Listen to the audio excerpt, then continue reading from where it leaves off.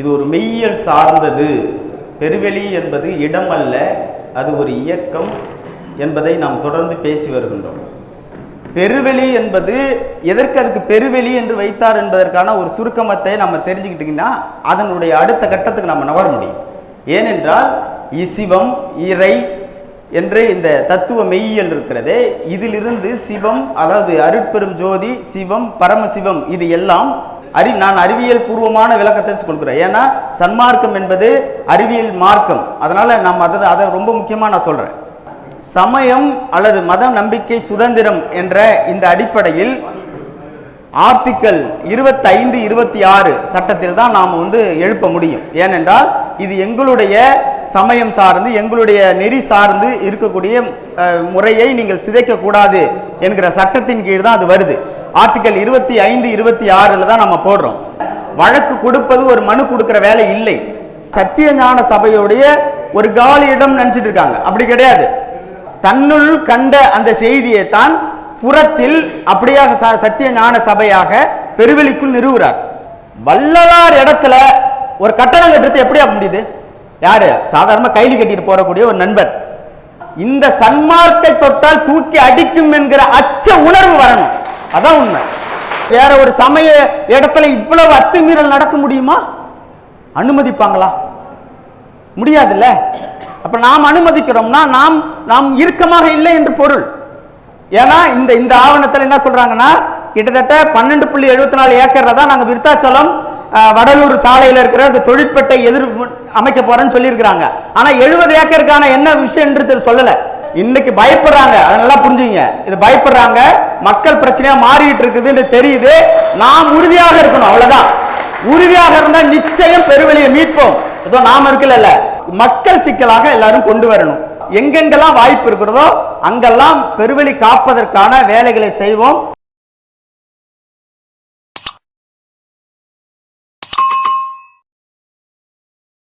சன்மார்க்க சான்றோர்களே,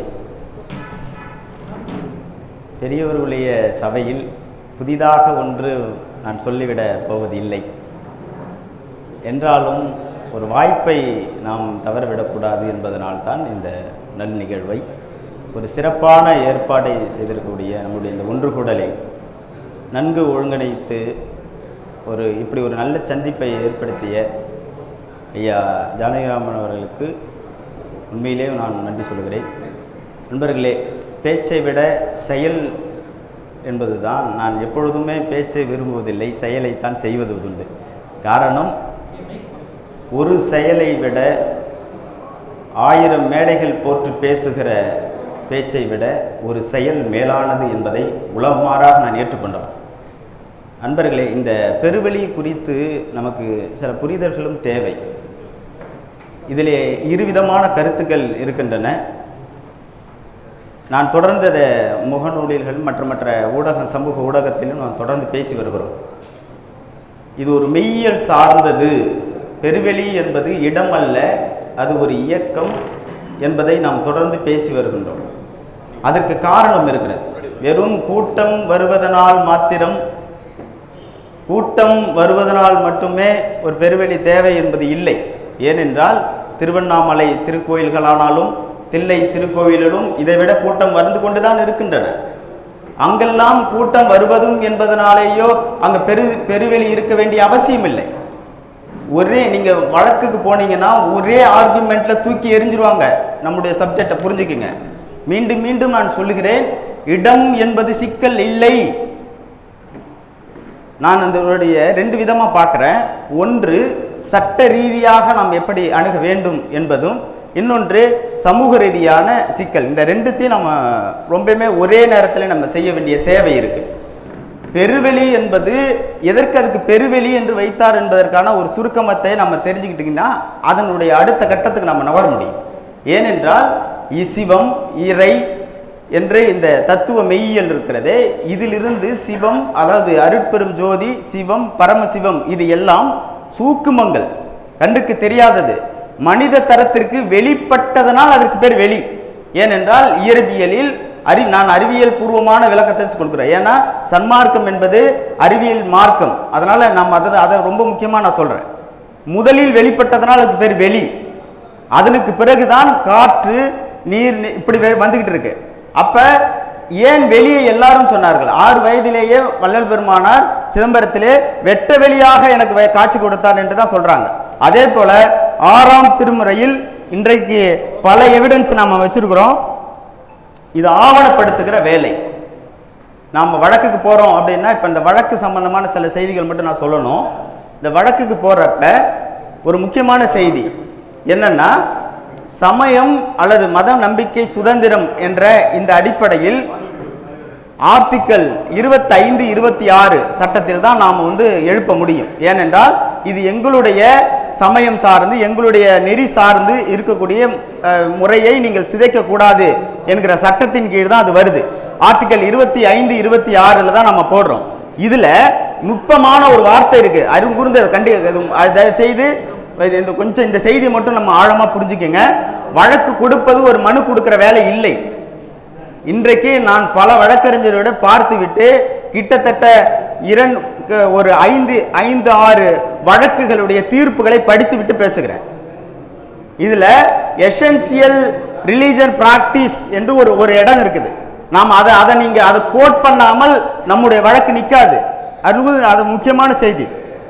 ஏனென்றால் பெருவெளி எல்லாம் என்ன செஞ்சுட்டு இருக்காங்கன்னா, சத்திய ஞான சபையுடைய ஒரு காலி இடம் நினைச்சிட்டு இருக்காங்க. அப்படி கிடையாது.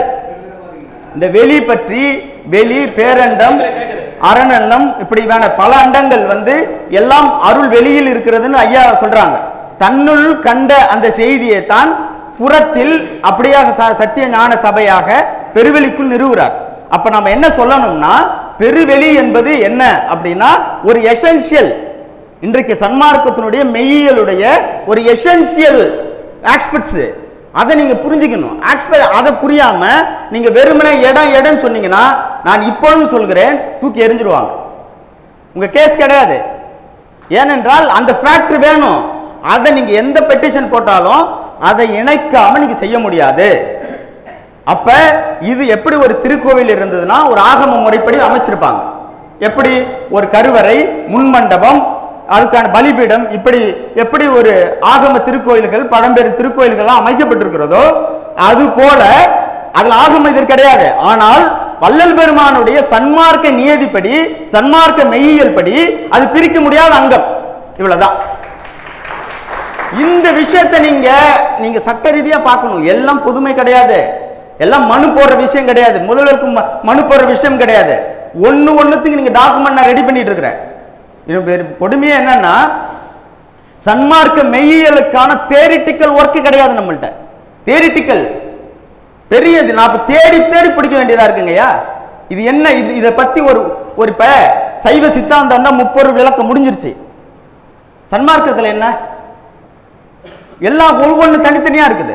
இதெல்லாம் கோர்த்து ஒரு ஃப்ரேம் ஒர்க் செய்ய வேண்டிய தேவை இருக்குது. அந்த வேலையை நம்ம செய்யறோம். இப்ப இது மாதிரி நிறைய வேலைகள் இருக்கு. ரெண்டாவது, இது சட்ட ரீதியாக நாங்க போகக்கூடிய வழி. இன்னைக்கு விழுப்புரம் கூட்டத்தில் கூட தமிழ்வேங்கையாவை ஒரு வழக்கு கொடுத்துருக்கிறதா சொல்லிருக்காங்க. அதனுடைய முடிவுகள் எப்படி வரும் நமக்கு தெரியல. நல்ல முடிவா வரணும்னு எல்லாம் வல்ல இறையை நம்ம வேண்டிக்கிறோம். ஒருவேளை அதுல ஒரு சிக்கல் வருதுன்னா அதுக்கு நாம தான் நிக்கணும். அதுக்கான ஆவணத்தை கொடுக்கறதுக்கு தயாரா இருக்கும்.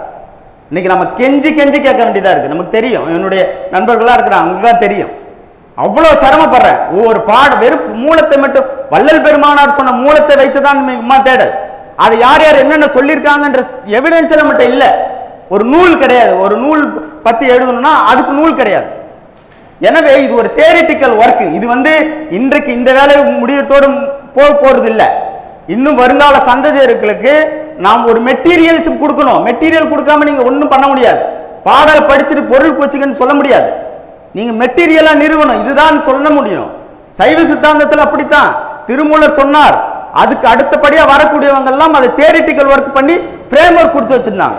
இன்னைக்கு அது 30 விளக்கம் ரொம்ப தரவா போயிட்டாங்க. அது மாதிரி சன்மார்க்கத்துக்கு வேணும். அந்த ஒர்க்கை நம்ம செய்யறோம். இது ஒன்று. ரெண்டாவது, கோர்ட்டுக்கு நீங்க போனீங்கன்னா முதல்ல ஒரு தியரிட்டிக்கலா கொடுக்கணும். என்னன்னு, ஒரு சிக்கல் சமூகத்தில் ஒரு பெரிய தாக்கத்தை ஏற்படுத்தணும். ஒரு பிரஷர் கிரியேட் பண்ணணும். ஒரு சோசியல் பிரஷர் வேணும். அதுக்கு நம்ம என்ன செஞ்சிருக்கோம் அப்படின்னா ஒன்றும் செய்யல. அதான் உண்மை.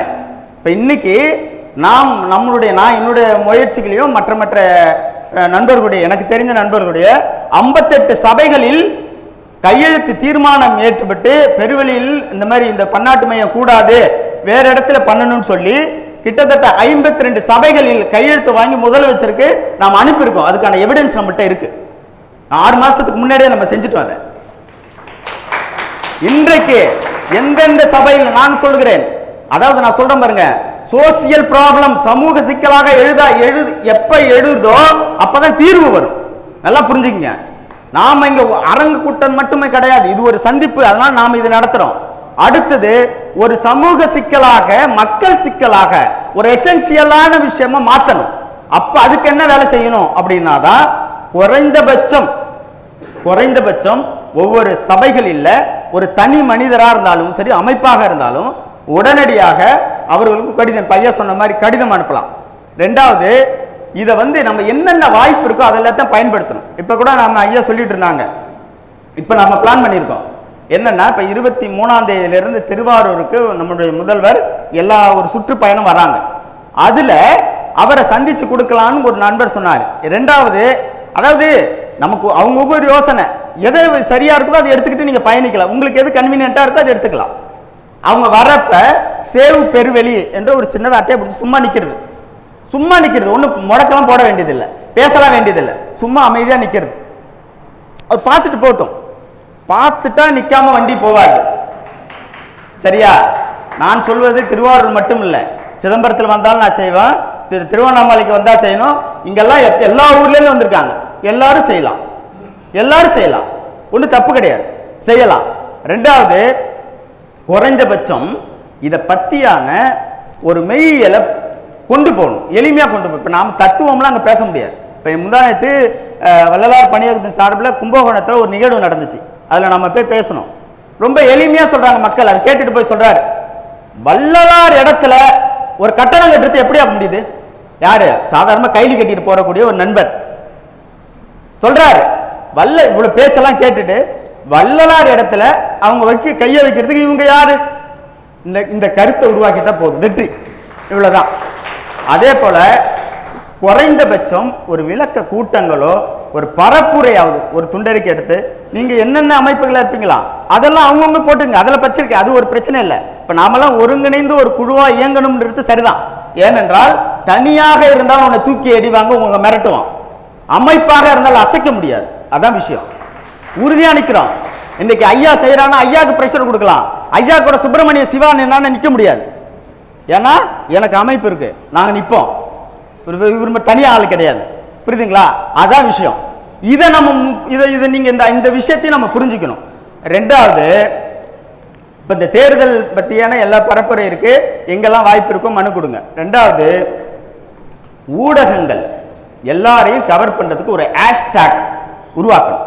இப்ப நம்ம ஐயா ஆல்ரெடி நீங்க போட்டிருக்காங்க, ஜானகிராம் ஐயா போட்டாங்க சேவ் பெருவெளின்னு சொல்லி.